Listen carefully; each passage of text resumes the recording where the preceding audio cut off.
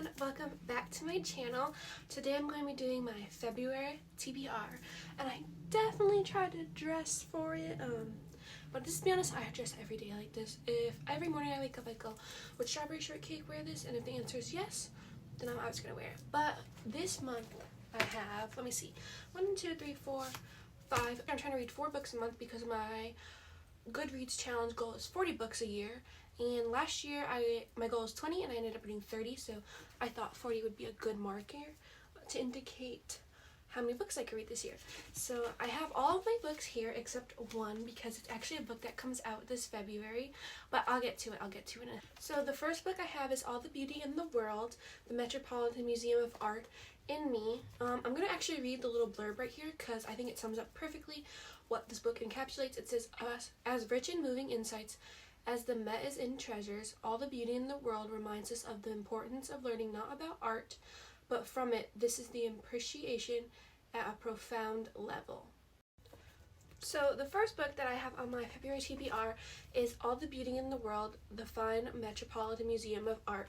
The story follows Patrick Bringley as he explores the unrestricted section of the Metropolitan Museum. He has recently quit his job at the New Yorker due to his brother being diagnosed with terminally ill cancer.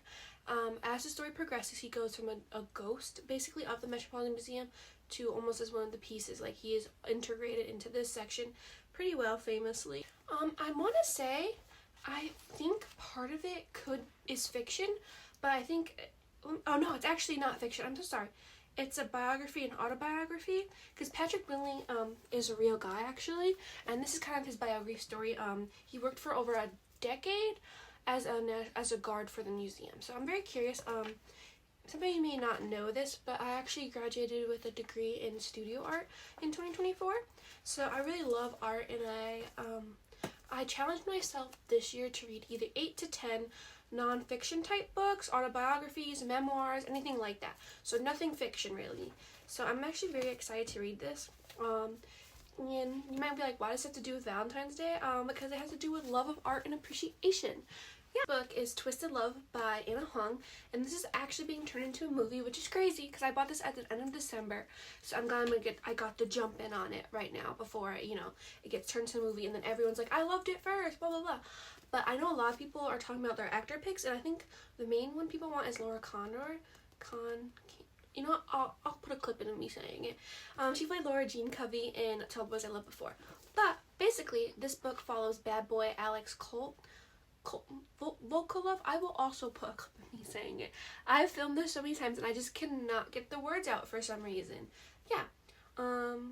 He's blessed with the face of an angel, but obviously he's the bad boy. But everything starts to change when he is forced to look after his best friend's sister, Ava Chen, who's like a free-spirited, but she's also trapped by the nightmare of her childhood. So it's kind of like, I want to think, what I'm getting vibes is bad boy, like Grumpy X Sunshine maybe a little bit. I'm very excited to read this. I've taken a break from romance novels because I've been really into fantasy, and actually I've been really into fairies romance, so I can't really even lie that I've not been into romance. But I'm very into like fantasy and world building stories, so I think this one's gonna be a quick breeze for me to read through. It's like a New York Times best-selling book. Everyone loves this book, so I'm finally happy I got the jump on it. So my next book is Want by Gillian Anderson. I'm very quite interested in this topic because remember how I mentioned I want to get more into nonfiction? Because I'm always interested in the idea of, how do I explain this in a way that I think I can get it out? I'm very deeply interested in unwanted desires and what we desire, and if it is wrong or if it's not, and what it means to police our thoughts, because we all have these we all have basic human desires and needs and things that we yearn for, but sometimes, they're not best said, or I know in my head if I think something and I'm like, oh, that's wrong, I can't think that, I'll tend to police my thought and be like, you're bad, but this really has to deal in, with the idea of that want and that insatiable need inside you and what it means. Yeah, but it's anonymously collected. So it says, I want to read the back. It says, what do you want when no one is watching? What do you want when the lights are off? What do you want when you are anonymous? So it's basically an anonymous collection of tales about people's wants and desires, which I think is quite interesting, and I'm ready to dive into. yeah, so it says our deepest, most intimate fears and fantasies remain locked away inside of us all until someone comes along with the key. Here's the key. And that is basically a great description of this book. It talks about the wants and desires that we feel, and when no one is really watching. I'm sorry if that took me forever to get out. I am quite a bad talker, which I'm just so excited to read this book because I feel like I tend to get really into philosophical. I can't say it. I told you I have a hard time speaking. I don't know what it is. My mouth just can't say the words sometimes. But yeah, I always talk about this a lot. And I'm like, does this make me a bad person? What if I think this? Because we all have intrusive thoughts as well too.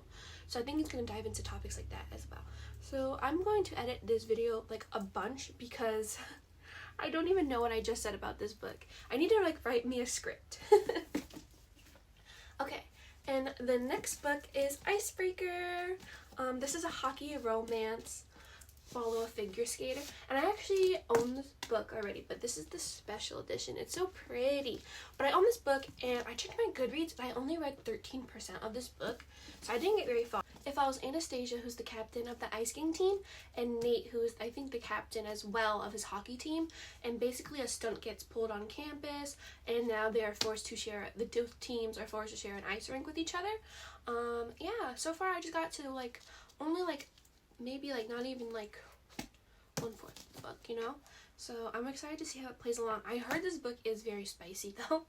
I feel like I'm the type of person where I like where the books lead up to the spice, and then it gets the spice and I'm like, I don't really want to read this. I think I like the build up of everything, but once it gets to the part I'm like, ugh. You know what I mean? I'm just kind of over it already.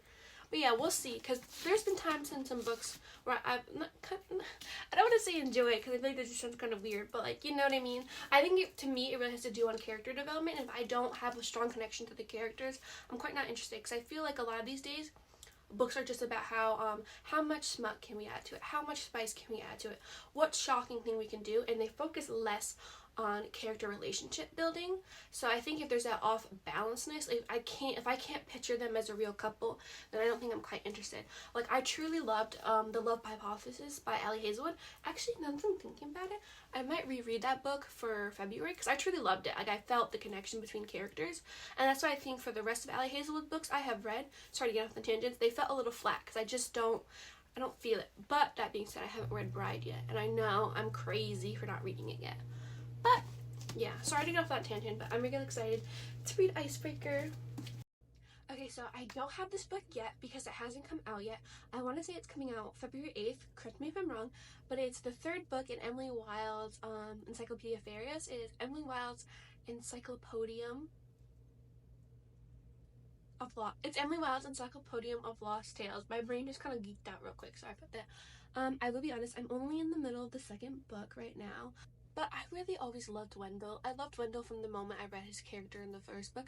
I will say our main character, Emily, to me, in my opinion, is a little unlikable. I mean, I do like her, but I think sometimes she comes off very rude and off-putting. So I think she's just very different from me and how I would react, so I think it's quite interesting as well. But yeah, my only issue I think I have with the book is I don't quite believe the romance yet. I can see Wendell's yearn, I could see Randall's fancies towards her and how their love is pending, but I think it went from 180 to it just went very fast in the first book.